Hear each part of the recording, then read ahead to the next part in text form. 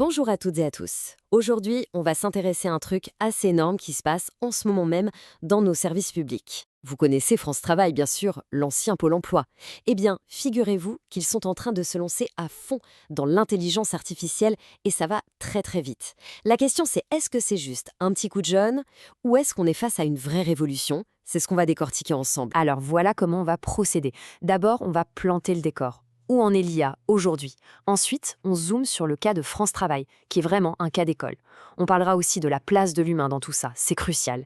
Et pour finir, on essaiera de voir ce que ça implique pour l'avenir de nos services. Allez, c'est parti. Ok, première étape. Pour bien saisir pourquoi France Travail fait ça, il faut regarder autour de nous. On est en 2025 et l'IA, franchement, ce n'est plus un truc de film de science-fiction, hein. Elle est absolument partout. Prenez Meta, par exemple. Le géant du web est en train de mettre son assistant IA directement dans les applis qu'on utilise tous les jours, tout le temps. Vous voyez, l'IA, ce n'est plus une application qu'on ouvre à part. Non, non. Elle est là, intégrée dans nos vies, dans nos discussions, dans tout ce qu'on fait en ligne. Et puis, il y a cette course effrénée à l'IA, qui est devenue une véritable bataille géopolitique. On entend parler de GPT-5, de ses performances, tout le monde regarde ça de très près. Parce que chaque petit succès, ou au contraire chaque déception, peut complètement changer la donne pour la souveraineté technologique de pays comme la France. Mais attention, l'IA n'est pas que le problème, elle peut aussi être la solution. On parle beaucoup des deepfakes, de la désinformation. Eh bien, il y a aussi des IA qui sont créées pour les détecter et avec une précision assez bluffante. C'est une espèce de course à l'armement technologique en fait. Forcément, face à cette déferlante, même les politiques s'y mettent. Vous avez sûrement entendu parler de l'IA Act en Europe. C'est la preuve qu'on essaye de mettre des règles, des limites, des garde-fous pour que tout ça ne parte pas dans tous les sens. Voilà, le décor est posé. L'IA est puissante, elle est partout et elle est au centre de toutes les attentions. Et c'est là justement qu'on en arrive à notre sujet. L'initiative de France Travail, elle s'inscrit pile dans ce contexte. Ce n'est pas juste un petit projet dans leur coin, non, c'est vraiment l'exemple parfait de cette grande vague qui touche tous les domaines, y compris, et c'est ça qui est intéressant, les services publics. Regardez cette phrase. Elle résume tout. L'ambition, les enjeux. Le mot important ici, c'est révolution.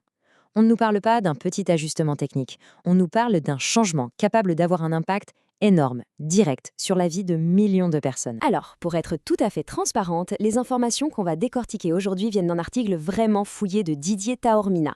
Il a été publié en août 2025 sur ia-info.fr, qui est, pour ceux qui ne connaissent pas, le premier portail français entièrement dédié à l'IA. Donc on est vraiment sur une source au cœur du sujet. Bon, maintenant qu'on a le contexte, allons voir ce qui se passe vraiment en coulisses. Comment est-ce qu'ils s'y prennent concrètement? Et surtout, à quel point ça va vite? Cette chronologie, elle est super intéressante. On voit que ce n'est pas une idée qui date d'hier. Le projet a commencé à germer dès 2018. Mais là, en 2025, c'est une autre histoire. On appuie vraiment sur l'accélérateur. On n'est plus dans le test, on est dans le déploiement massif. Et le but final, c'est quoi? C'est que l'IA devienne littéralement la colonne vertébrale de tout le parcours de retour à l'emploi. Évidemment, pour un projet aussi ambitieux, France Travail n'y va pas tout seul. Ils se sont entourés de partenaires, et pas des moindres. On retrouve la pépite française Mistral AI, mais aussi un géant comme Microsoft. Ça montre une chose, une approche très pragmatique. On va chercher les meilleurs, qu'ils soient français, américains, publics ou privés. Ok, mais alors, avec toute cette technologie, cette IA, qu'est-ce qu'on fait de l'humain, hein? C'est la grande question, évidemment. Et c'est justement ce qui est au cœur de la promesse de France Travail. C'est la peur qu'on a tous, au fond. Est-ce que les algorithmes vont finir par remplacer les conseillers? Est-ce que la recherche d'un boulot va devenir un truc froid, déshumanisé? C'est clairement le plus grand défi de toute cette opération. Alors, la promesse de France Travail, elle tient sur deux jambes, qui peuvent paraître un peu contradictoires. D'un côté, on utilise l'IA pour tout optimiser, pour que ça aille plus vite. Et de l'autre, et c'est vraiment le point clé, on profite de ce temps gagné pour, au contraire, renforcer l'accompagnement humain, pour remettre le conseiller au centre du jeu. Voilà, la promesse, elle est écrite noir sur blanc, c'est leur communication officielle. L'idée, ce n'est pas que l'IA remplace le conseiller, c'est qu'elle le libère, qu'elle le débarrasse des tâches lourdes et répétitives pour qu'il puisse passer plus de temps de qualité avec les demandeurs d'emploi.